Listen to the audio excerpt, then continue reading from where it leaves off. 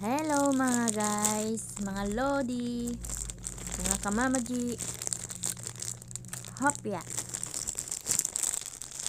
ube. So craving ako.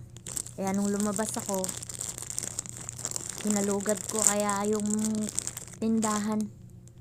Bihira lang kasi makakabili ng pagkain ng Pinoy. Maliit lang yung tindahan. Hindi kami pwedeng lumabas ng matagal. Ayaw nga kaming palabasin. Pero ako, pinipilit ko lumabas para magpadala at mamili ng pagkain ko. Kasi puro manok, nakakasawa. Nahirap mamili. Kasi paspas, kailangan ng oras makarating sa bahay. Sige ang tawag ng amo.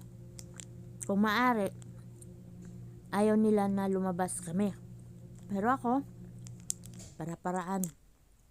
Pinipilit ko talaga na lumabas para magpadala. Natanong nila kung may bangko ako. Sabi ko wala. Kaya kailangan ko magpadala sa labas. Kasi dito, ang bangko na sinasabi nila ay sa cellphone. Sa cellphone ko, ipapadala ang pera ko. No. Hindi rin ako marunong. Yun ang sabi ko. At saka, bibilan nila ako ng panibagong SIM card. Dahil hindi ko nga alam kung ano ang mga apps na pwede. Hindi nila ako mapilit. Pero ewan ko, baka next month, hindi na ako makalabas. Pinipilit talaga nila na wag lumabas. Mahirap loads. Wala nang day off. Hindi ka pa pwedeng lumabas. Kaya, bahala na si Batman. Kung sa susunod na buwan, hindi ako palabasin, malaking problema para sa akin. Kasi,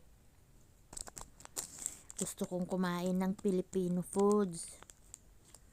Kahit pera ko, ang gamitin ko, walang problema. Pero yung hindi ka makalabas, yun ang magiging problema. Hindi ka makabili kung anong gusto mo. At hindi ka makapagpadala kung magkano ang gusto mo. Kasi sila ang magdidesisyon. So,